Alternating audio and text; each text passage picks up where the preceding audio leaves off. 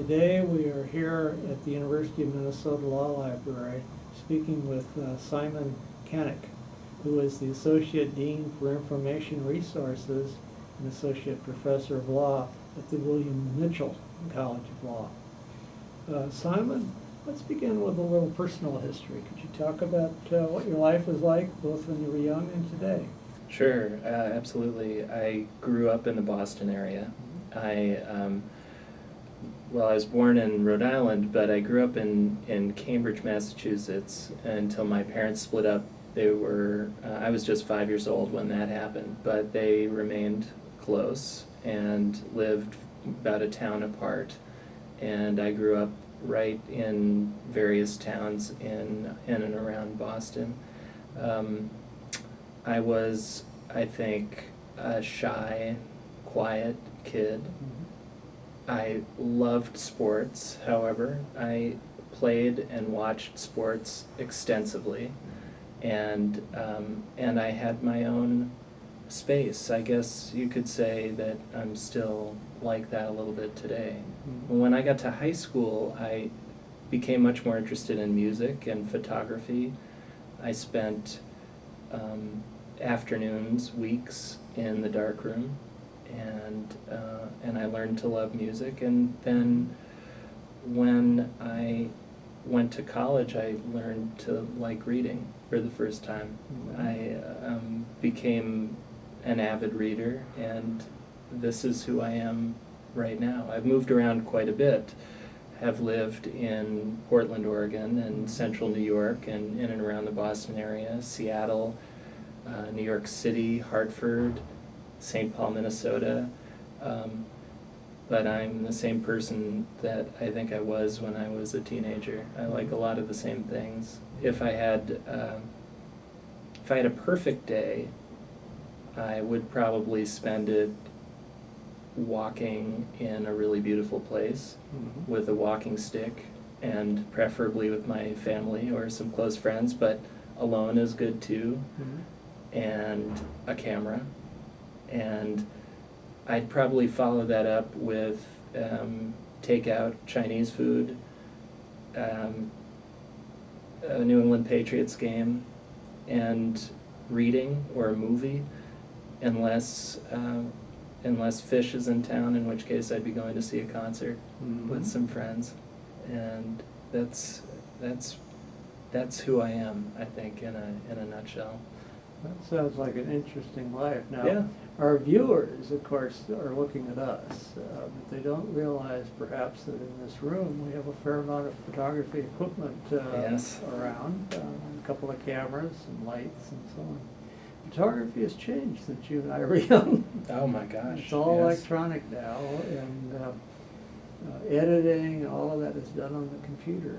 I love it. I love the editing. It's so much easier. You don't have to worry about a darkroom anymore. You do it all with the Yeah. lights on. I loved darkroom photography, I Uh-huh. tell you, and we had equipment at home when I was a kid. My dad used to barricade off the bathroom and put up red lights, and we would have a makeshift darkroom in there, and that's kind of how I learned to love it. Uh-huh. And I loved spending time in the darkroom when I was in high school. But now, I don't have any of that equipment, but I do have a digital camera like most people, and I love to spend time on the computer tweaking photographs, and I love taking pictures of people, especially. I love faces. I think everybody's face is so fascinating, and there are great pictures in everybody. And I, if I could, I would be invisible, and I would take great pictures of people that they didn't know about. It's hard to do that as a photographer, but that's what I would like. Yeah. Do you ever go out and shoot nature? Yeah, sometimes. Lately, I've been taking a lot of pictures of the prairie. I've been, I'll tell you, growing up in New England, I find that I'm most at home in nature in an environment where there are mountains and streams and forests, and in the White Mountains you have these not snow-capped but granite top mountains everywhere, and it's just beautiful. I mean, it's near to my heart because that's what I did when I was growing up. We'd go out hiking a lot. I worked for the Appalachian Mountain Club for 2 summers when I was growing up, and my mom would always take me out to national parks. Now, coming to the Midwest, it's very different. We don't really have mountains. I haven't noticed any. Haven't noticed Since any we either. left There are some people western ski. parts of the Yeah. country. Cross-country skiing's big, but it's not the same. And I felt a little badly about that, but lately we've been going out to the national parks, the state parks in Minnesota, Wisconsin, and I've grown to love it here too. It's very different. I love the wide open prairie and all the flowers, and then amidst all of that will be one tree, for example, and there might be just a big blue sky behind it, or some clouds that are suggestive of something. I don't know, but it turns out that there's a lot to see there too. For me, it's harder to take pictures of nature than people, but I like to try. I certainly appreciate the landscape here more than I did when I arrived 5 years ago. There's a lot of recreational activities here in the Minnesota area. Coming Yeah. through the state on this trip, we stopped at one lake where many years ago my family, before I was really part of it, had a cabin. Was the And cabin still there? It's not, but the lake is surrounded by cabins now, and I had visited it one time when I was 4 years old, which is when my grandmother, who owned it at the time, sold it, because they'd all moved to Seattle. And it was just too far to come, especially in the mid-1940s when we were doing this. So we took the train for several days. And Yeah. it was a bit of a trip, so she sold it. But I wanted to see what the lake looked like, and I had memories which sort of placed approximately where that cabin was, and did figure that out. Isn't that something? But it's a different world, and I can understand, the houses and technology of that era have probably been replaced for good reasons. The new ones are better built for, the environment and so on, and, it's just progress. We see it all over. So I didn't see the cabins, and I didn't see the houses they lived in nearby towns, but I didn't really expect to, but I saw the locations. It was sort of fun. And it brought you back a little bit. A little bit, yes. Oh, that's wonderful. Yeah. Yeah. Well, it sounds like you're sort of getting into it as well here. I'm a walker. Mhm. I can walk for a long time. Mhm. And that's, I occasionally will take my kids out and play Frisbee or something like that. That's about the aerobic exercise that I get. But I'll walk many miles, and I love that. And we do a lot of biking. Lately, we've been exploring the crushed gravel trails, the rails to trails thing, where a lot of the old railroad lines have been repurposed for bike trails. Oh. And so we've been going out and doing that, and I love that. I like anywhere that I can go where I don't hear people, Mhm. when I feel at a distance from Well, quiet, from communing with yeah, nature regular type life. thing. Absolutely. Yeah.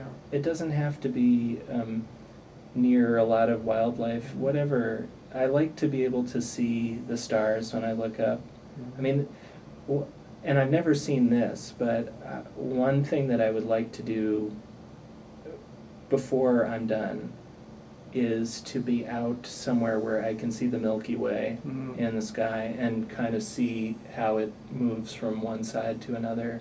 Or, I see those pictures a lot. I'm fascinated by those pictures, and I'm fascinated by astronomy and the scale of the galaxy and the universe and our place in it. To me, that's inspiring and humbling, obviously, and I've always wanted to do that. So if I can, and sometimes, once in a while, I have some close friends, and we do a big backpacking trip that will go way far out afield. But we've never done it at a time where we could really see the stars like that. And I want to. I need to.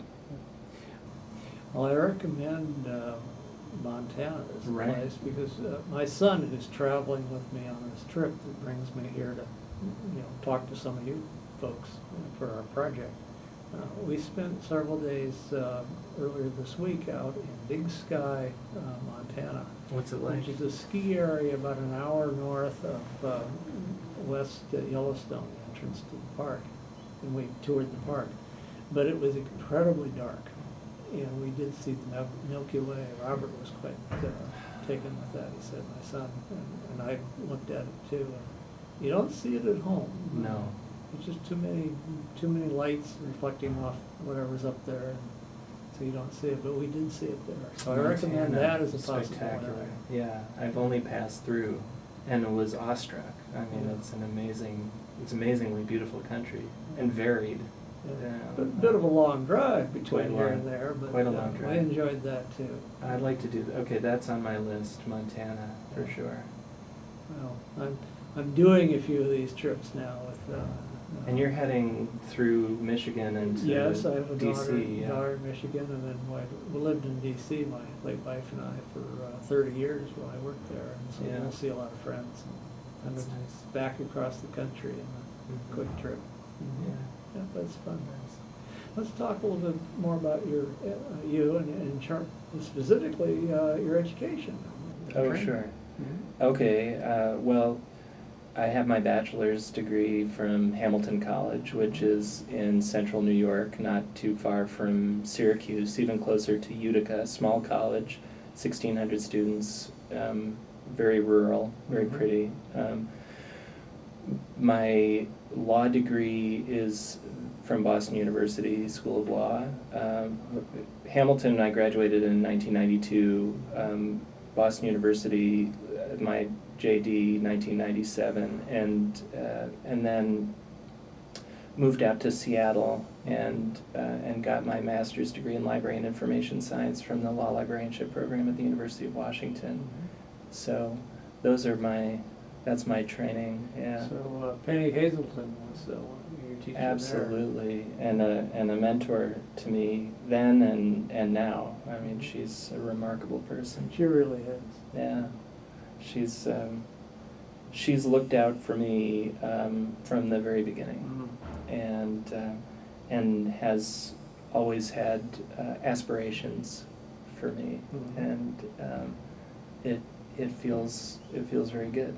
And she's been on my side, and she inspires me. I mean, she's what she has done with her library and the staff that she has put together there, and what she's written, and her person. I mean, more than what she is on a resume. I mean, you can't go to a conference without seeing her twice speaking somewhere, and it's always interesting. But to me, it's her warmth and her personality and her interest in the profession and in her people from that program. She showed that interest and willingness to be part of history in the sense that she was the first person that we interviewed for this oral history project. And the deal was that if I screwed it up doing the interviewing or recording, that she'd sit for a second interview. Oh, is that she right? didn't have to do Oh, it. good. So, She's got lots of great stories. I mean, I can't imagine doing this project without talking to her. yeah, well, we did, and we've talked to a lot of people, including yourself. Yeah. It's been a wonderful experience for me. I'm getting to reconnect with old friends and then meet new ones. That is wonderful. Yeah. That's lucky. Yeah. Now, you went to the University of Washington, and you had obviously decided before you went to that program that you would be a law librarian, I did. presume. How'd How that did work? you come to that, or did anyone play a part in that? Oh yeah. Well, I think it's one of my interesting stories. It wasn't that I had some great plan to become a law librarian. I went to law school after having served as kind of like a paralegal at Preston Gates and Ellis in Portland, Oregon for a couple of years, really working for the paralegals. And I liked the energy of the law firm, and so I decided that I would try it. And I went to BU, and during the summers between my first and second year of law school, I worked for the Commonwealth of Massachusetts in different capacities. My second the summer between my second and third year of law school, I worked for the Department of Revenue Child Support Enforcement Division. And I was interested in family law, and I was interested in public service and public interest work. And I liked my summer there, and they seemed to like what I was doing, and they said that I had a job when I was done. And I counted on that, and then maybe mid part of the way through my third year of law school, that job fell through. And it was not a change of heart, I hope, on their part, but rather a hiring freeze and economic downturn of that era. And so this job that I was counting on went away. A lot of my friends had already figured out what they were doing. We had gone through on-campus interviewing, and people had more or less figured out what direction they were going. And what I was told by my boss at the Child Support Enforcement Division was when I passed the bar, I could apply for a job and they would see if something opened up. But it felt so uncertain at that point. Now, meanwhile, I had been taking an advanced legal research course taught by Marlene Alderman and Dan Freeling at Boston University. Dan was the director of the law library at that time. Marlene is now, and was, I suppose she was the assistant director at that time. And the reference librarians participated.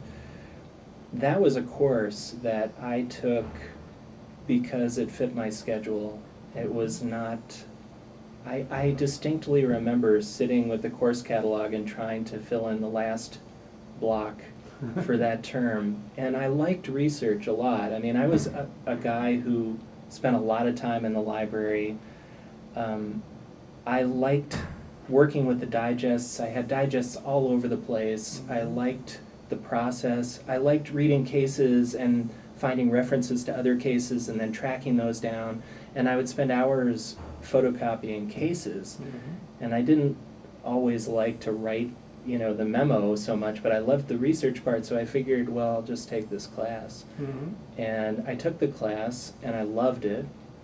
And sometime in the middle of that class, I was walking through the library, and there was some kind of notice, like a brochure that was sitting around about, this is the Pappas Law Library, and this is who we are, and all the reference librarians had JDs. I had no idea that, I don't know what I thought. I didn't think anything about it. I had no idea that they had law degrees, and suddenly it felt like, well, I really like this. Maybe I should think about it.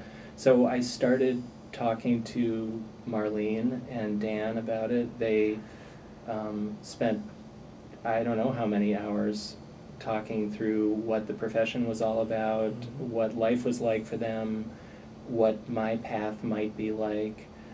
Marlene was a proponent of moving out to Seattle to go to the University of Washington program because she knew Penny and she had a lot of respect for that that whole program there. And she handed me a stack of Spectrum, AALL Spectrum magazines so that I could look at that time they had the job hotline listings or whatever in the back pages, I think. And I don't know, it was one of those funny things because I almost didn't take the class, and it was at this time that my job fell through, and the arc of my story made a very abrupt change of direction, and very luckily for me, because I feel like I'm doing what I ought to be doing. And that's how I got out there. That's kind of the story of what brought me to law librarianship. Well, Penny also shares a New England background. She was first in met her Maine, when right? she was at the University of Maine. Yeah. Yeah, her boss became ill and died early on, and she was catapulted into the directorship there at an early stage. And talks about it a little bit in the interview that she did.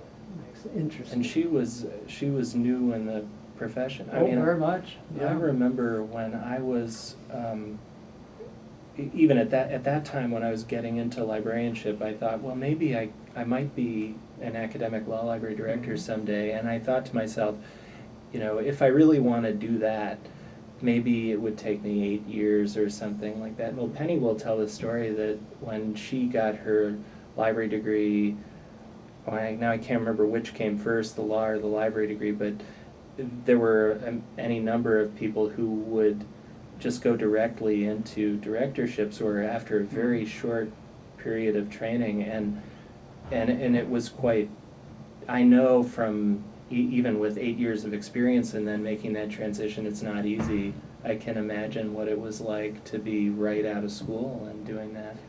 I was part of that era. I actually did work for other directors for 5 years. Mhm. Two of them got some very good practical experience that way. Absolutely. Yeah. But many of my contemporaries did exactly as you just described. They came out of school and the jobs were open. It was an era when many of the people who had been running the academic law libraries were retiring. These were people who had come here around World War II or right afterwards, and they were now at the end of their working lives. And in those days, there was age-based mandatory retirement for most people, and so that's what was being reached. So the jobs were open and opened up the field. And now there's a larger supply in the pipeline, and so more of you get a little more experience before you make that leap, I think. And the profession is contracting right now, Mm. and like higher education, it's not just academic libraries or academic law libraries, but legal education, higher education, it seems as though very few places are hiring new professors. A lot of, when I see that a library director is retiring, almost every time they appoint somebody from within as interim, but really eventually they seem to just become the director. So they're promoting from within, really, I think, because they don't want to do the expense of a national search and a new line. Yeah. And it's hard isn't times. the American Bar Association in the process of Yeah. dropping the requirement that even teaching faculty all should have tenure track appointments? Indeed. That's of course, a hugely controversial I'm move. sure. Yeah. It's an interesting thing to talk about. I am a tenure track faculty member at William Mitchell, Yeah. and I think that it's important to write, and I think it's important to teach.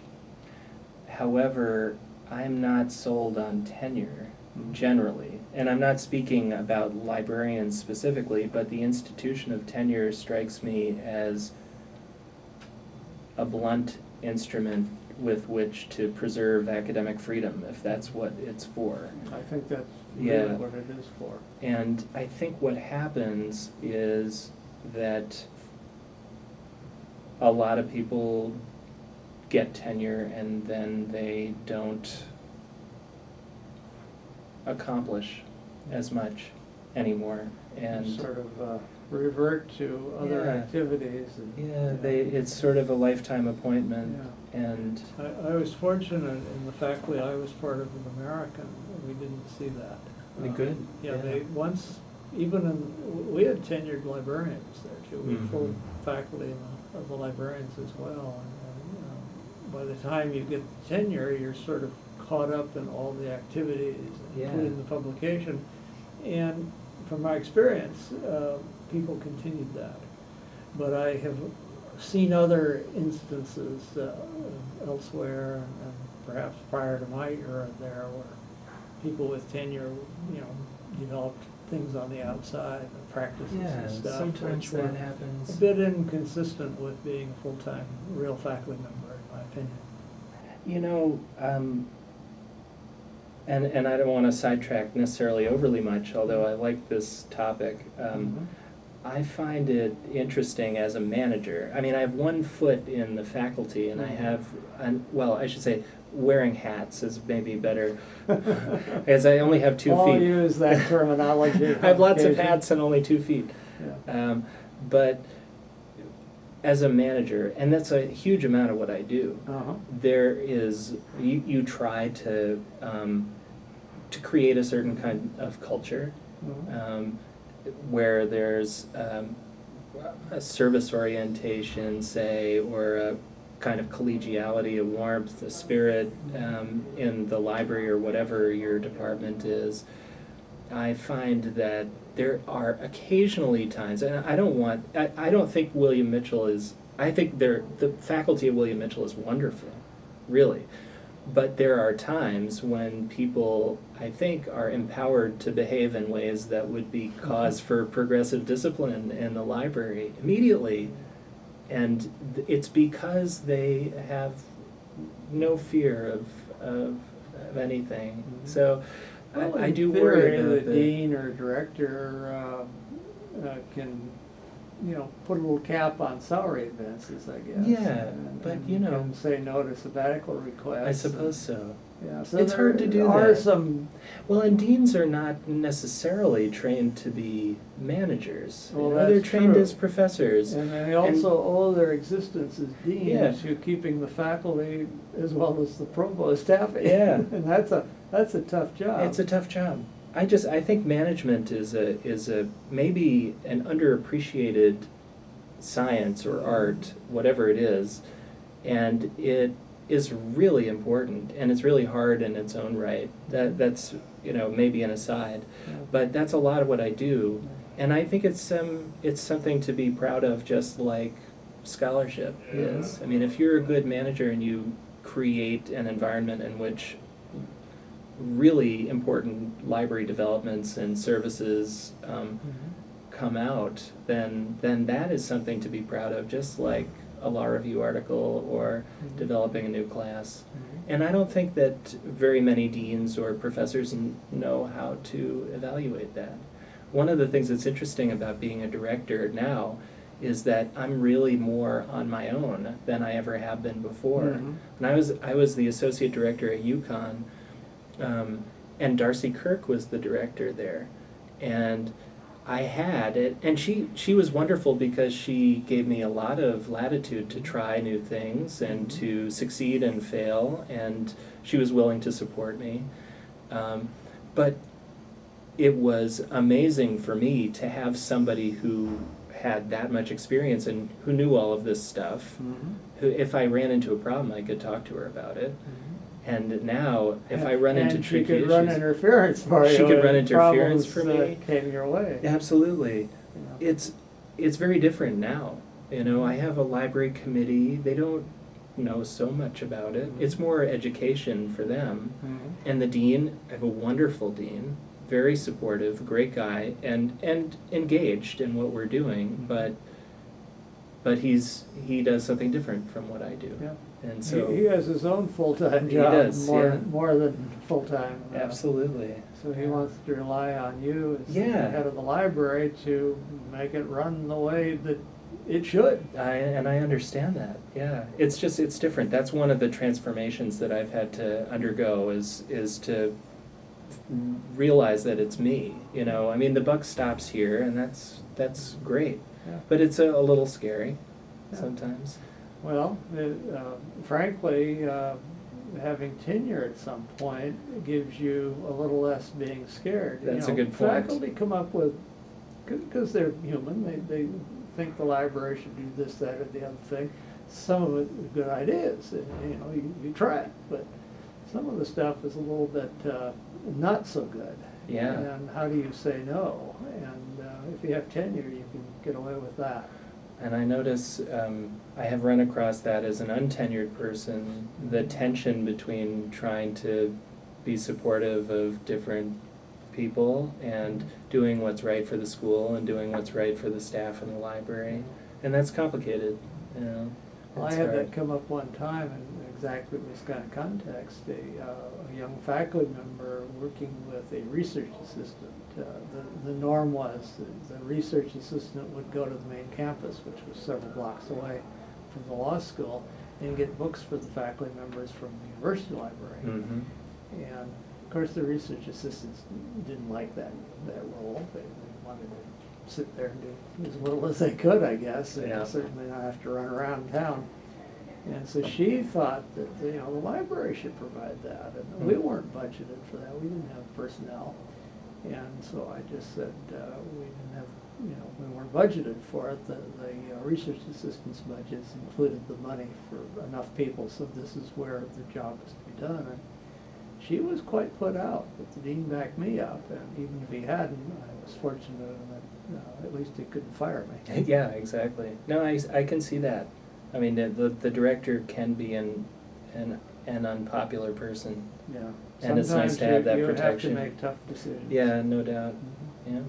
But it's interesting. Now, you've alluded to your present job you've talked about. Yes. And you mentioned you work with Darcy. Are Yeah. there any other positions in your background that you can tell yeah. us a little bit about? Maybe Sure. some of what you did in them Sure. or accomplished? I worked, my first professional library job came at Columbia Law School at the Diamond Law Library. The director there is Kent McKeever, and the associate director is Jody Armstrong, and they hired me as a reference librarian in 2000. And I was there for 5 years.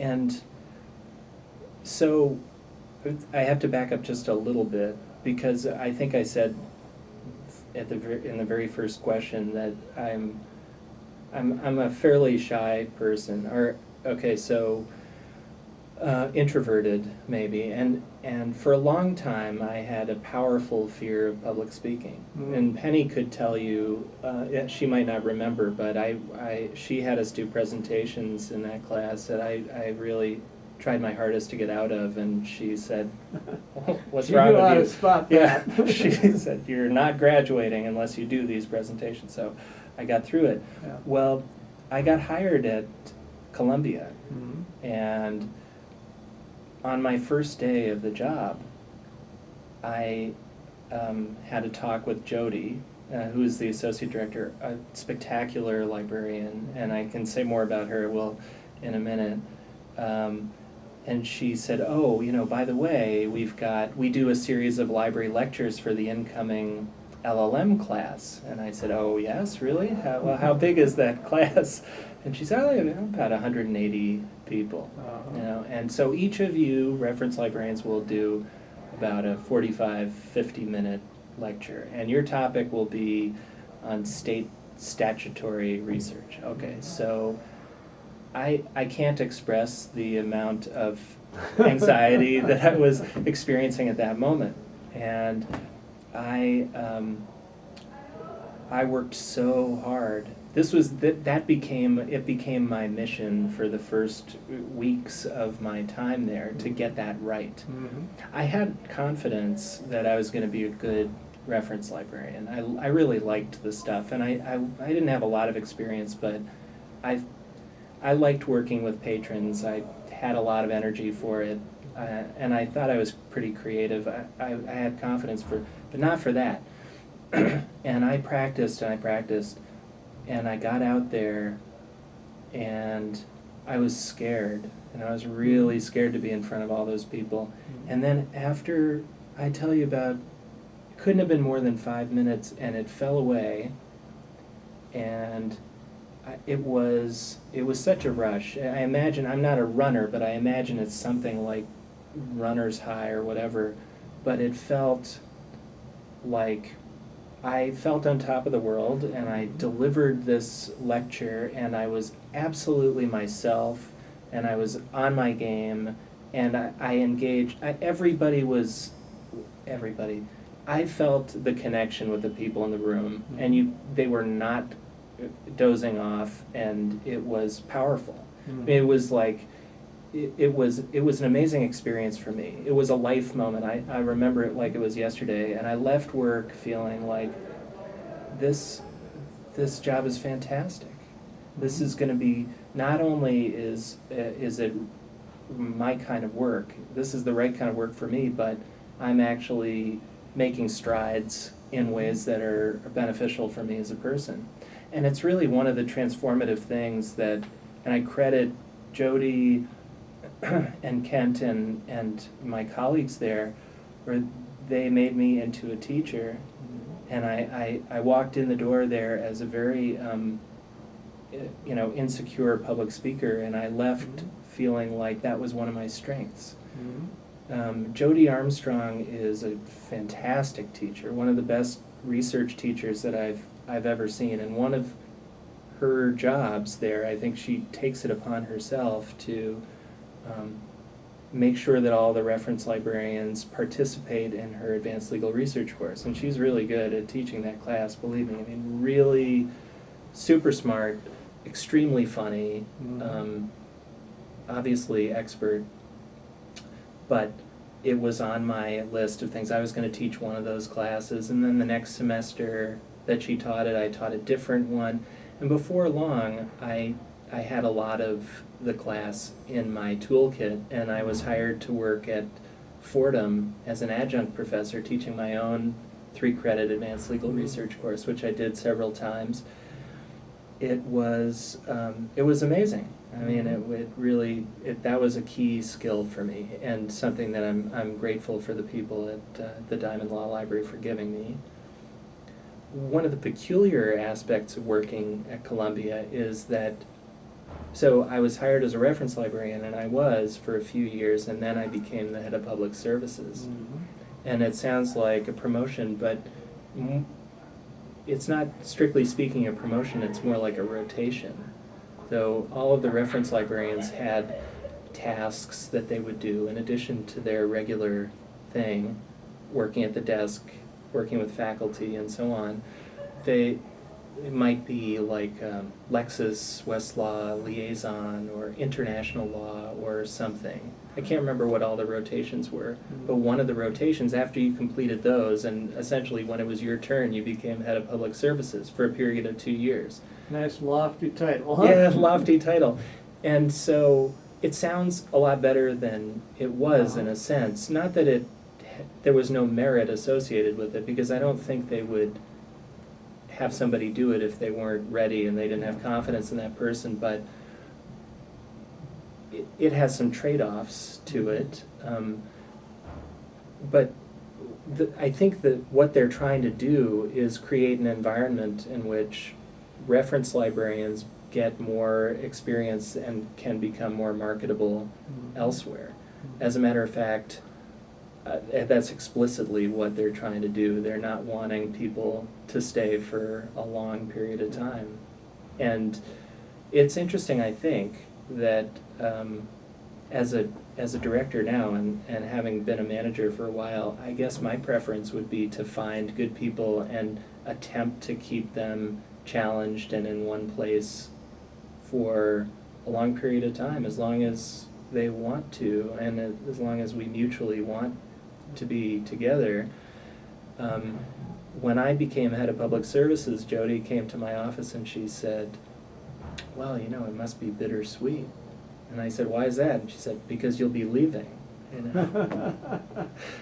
I thought, wow, Maybe all right. the title says somebody will steal you away, huh? Yeah, no, I mean it's part of it, and Yeah. so and that they have produced a lot of people who have gone on to be directors. Duncan Alford now, Andrew Larrick, I think either is or will be soon. Chris Gilliland, Chris Knott, myself, and Beth Williams, and probably some other people. They see themselves in sort of a mentoring I think so, role, yeah. sort of a systematic kind of mentoring. Yeah. They bring you along to a certain level, and then they send you on send to you off. use your new talents.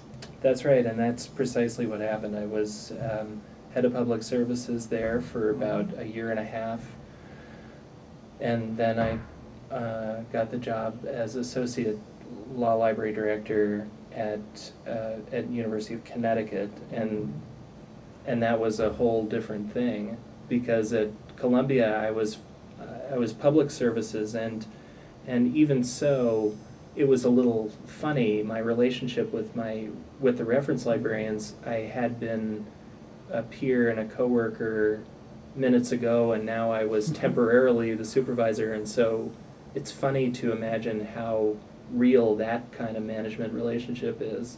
Can be a little disconcerting, Yeah. at least initially, because Yeah. you're no longer quite on the same kind of relationship. Yeah. You control too much of what they perceive to be their futures. Yeah, and then also you have to realize that if you stay past the 2 years, they'll be your boss next, you know, and so it's Payback maybe, huh? yeah, exactly. You better be a good boss. I think so. So it's tricky. I mean, University of Connecticut is where I learned how to be an actual manager, Mhm. and it was a double dose of that because I was managing professional and paraprofessionals in public services and technical services, and everybody was in a union. So there was this labor relations context that I had never experienced before or since. You had to work with the system big Oh. time. And a big state university, there was a bureaucracy that was very different. I mean, it was a good transition because Columbia is a big university also. So is UConn, but the state aspect of it, the public aspect of it was different, and the grievances and letters and evaluations took on a much, I don't know, it seemed like everything was so important and everything was parsed by the word, and That must yeah, still that was be a hard. big part of your life. I mean, if you Yeah. have an underperforming employee, Yeah. or worse, one who's really misbehaving, Yeah. you can't just go down there and say you're fired. No. I mean, when I first went into the field, we could, but that all has changed, and you have to give that person guidance and Yes. opportunities to remedy the situation. And, dealing with the union is probably a good experience in that you will know how to do this if you have to do it now, even in Yeah. a different setting. It's true. And I think that process that you're describing is good. I Mhm. mean, because the object is not to get rid of somebody, the object is to have people succeed, and so you're right, that was good experience. What I worry about, at least from my experience at UConn, was more that everything seemed very adversarial at Mhm. times when I didn't think it needed to be. Yeah. One of the things that if you will, I think I have many weaknesses, no doubt. One of the things I see as a strength of mine is that I can have what I think is a candid conversation with somebody that includes constructive feedback, that is non-judgmental but honest. As I think that's what I want for myself, If I screw up, or if I don't, or if whatever, I want somebody to come tell me so that I can, and that will make me better at my job. So I think that I can do that, and I think that I tried to deliver that, but it's through a process that's more formalized and negotiated, and that it sometimes loses the fact that indeed I do just want to help, and I'm just trying to provide some feedback here. And In my opinion, as a director, yeah, you are a facilitator of empowering everyone else on the staff to do the most that they can for the organization. And you Yeah. do take into account certain people have better strengths in one aspect or another, and you try and fit them as much as you can in there, knowing that there are some jobs that just have to be done, and these are the folks that are going to have to do them. there's no doubt. I agree, and that's a huge part of what I do, and I enjoy that work as well.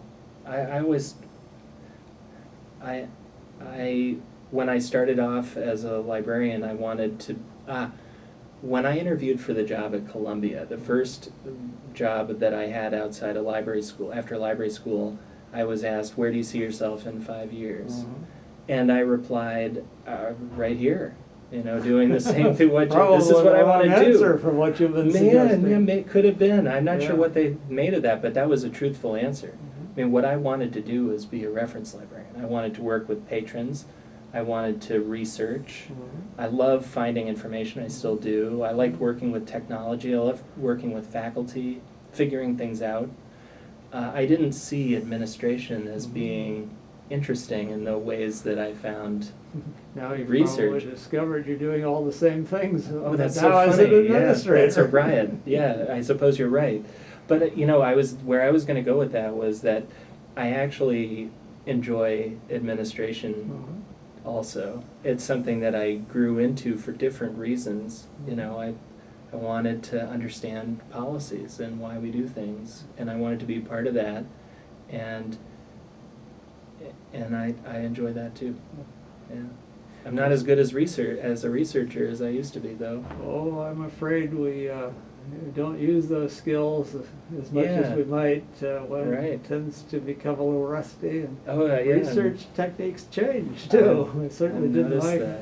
in my career, during my career. Absolutely.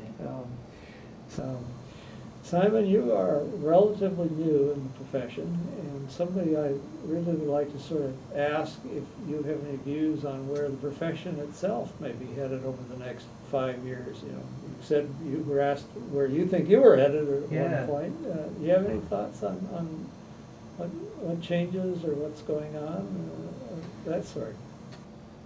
Well, I think I do. I had this a bit of a revelation at I went to AALL last summer, and I was surprised that there wasn't more discussion about the future of law libraries in the midst of this crazy era that we're in. We seem to be in this period of contraction, and budgets are really getting slashed, and nobody wants to go to law school anymore. I mean, not nobody, but the applicants are dropping. Yeah. Schools may close and so on. There's big changes afoot.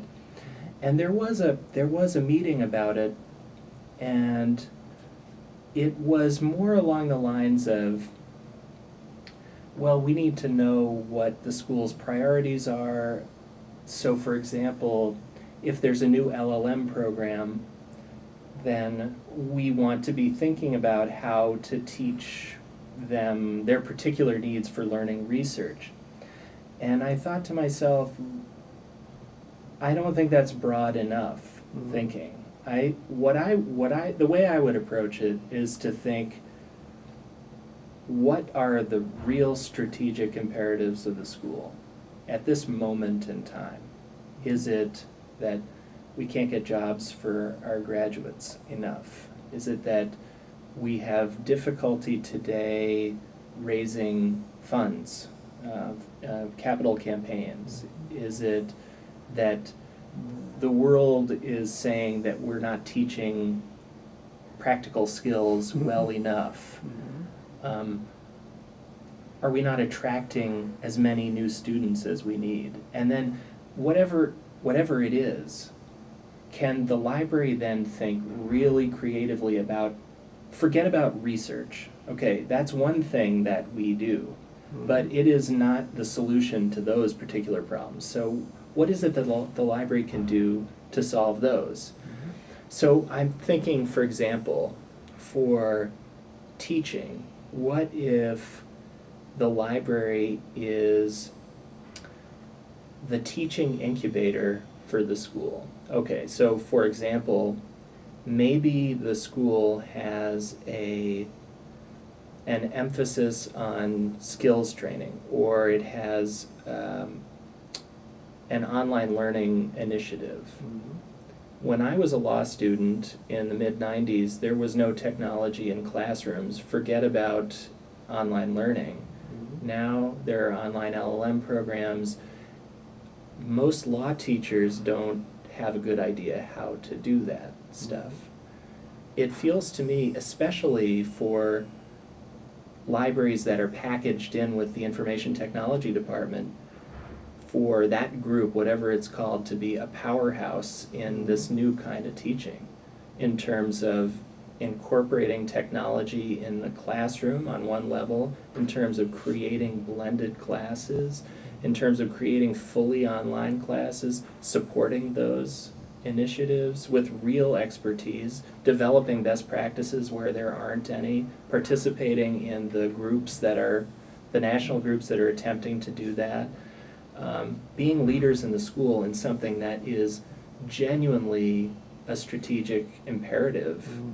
That seems to me to be a really good direction for the library, and it's consistent with our training. I think one of the beauty of this idea is that we're, at least at William Mitchell and I think at many other schools, the librarians who are teaching research classes are some of the most experimental teachers in the place.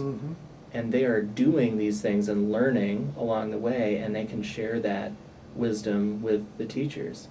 I mean, that's a tremendously powerful thing. Because they haven't been teaching the same course for 25 Exactly. years the same way. And Exactly. I don't feel there's any need to change. Right.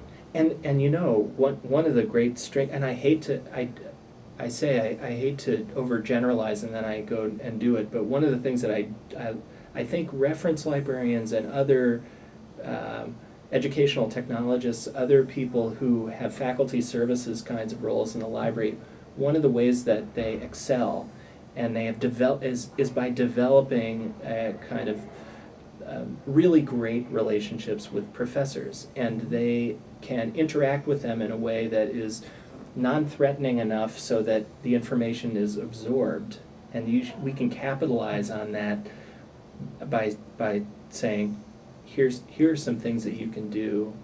Here's how I might approach this class. You've been teaching torts for 25 years. Here's how I might do it online. What are your objectives for this class? You know, and then start backwards there, and then suggest some tools in a non-threatening way. It's different. It's new territory. Professors may feel a little at sea, and I think they need help.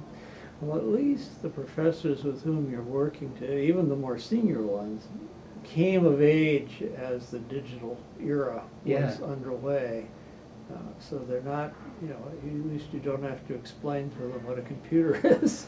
No, but you know, the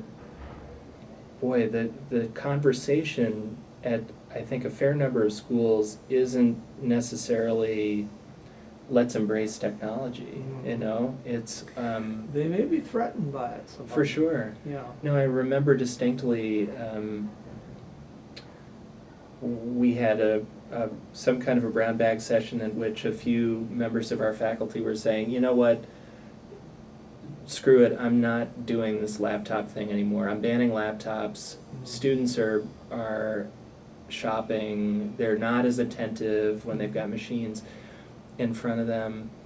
And so you've got some members of the faculty who see technology as just a straight up negative thing. Some are more open-minded, but I think if you asked 100 tenured law professors if they think that learning can be as good online as it is face-to-face, you'd probably get like 95 who'd say no, something like that. That's my guess. And that's going to change. And I think we have to evangelize this transition, because it's coming. It's coming like a tidal wave, you know. Well, and this is a good niche we for us. cannot afford, it would appear, to do business as we in the academic world have traditionally done so. And Yeah. the concerns about whether it's necessary to give everyone tenure is part of that. It's the response to that. The students are screaming that, you know, you're putting us so far into debt, we'll never get our heads above water financially. There's a reality to that. Absolutely. Those factors are all, as you say, going to bring some changes, some changes. And I'm not afraid of it. I mean, I want the library right in the thick of it. That's the exciting part of it. We're always in transition. Sounds, Simon, like you've got bullish on the future. Yeah, I am That's actually. wonderful. Yeah, I don't want to fade away. I think we ought to be in the middle of the changes. Yeah. Well, I think I would agree. Yeah. I certainly was as they were occurring in my career in Yeah. our library, and sounds like you're doing in all the right directions, at least working on it. Yeah, we're working on it. Yeah. Always making, 2 steps forward, 1 step back. Good. Well, Simon, we're coming sort of to the end of our conversation, and it's customary to ask if there's anything that hasn't been discussed that you would like to bring up at this point. Oh no, I very much enjoyed this. It's been a real pleasure to talk to you. It's it been was a wonderful quick- to it was get a to quick meet you session. today, and many of the people we're interviewing are people I've known over the years, and it's fun to reconnect. But a number of you are newer colleagues we wanted to talk to, because you bring the future. I mean, you talk about the future in a different way, and Yeah. that's There are a lot of great people part in of the a profession history right is now. where we're headed. Yeah. Yeah. There's a lot to be optimistic about. Mhm. A lot of great people coming in. Good. Yeah. Well, that sounds good. Well, perhaps on that, I should thank you on my behalf, and that on behalf of Michelle Wu, Frank Hodak, and Dick Spinelli, who are the colleagues with whom I've had the privilege of working on developing this oral history of law librarianship for the Spinelli's Law Library Reference Shelf portion of Hein Online. That's great. Thank you. Thank you very much. Thank you. Really appreciate it. Okay.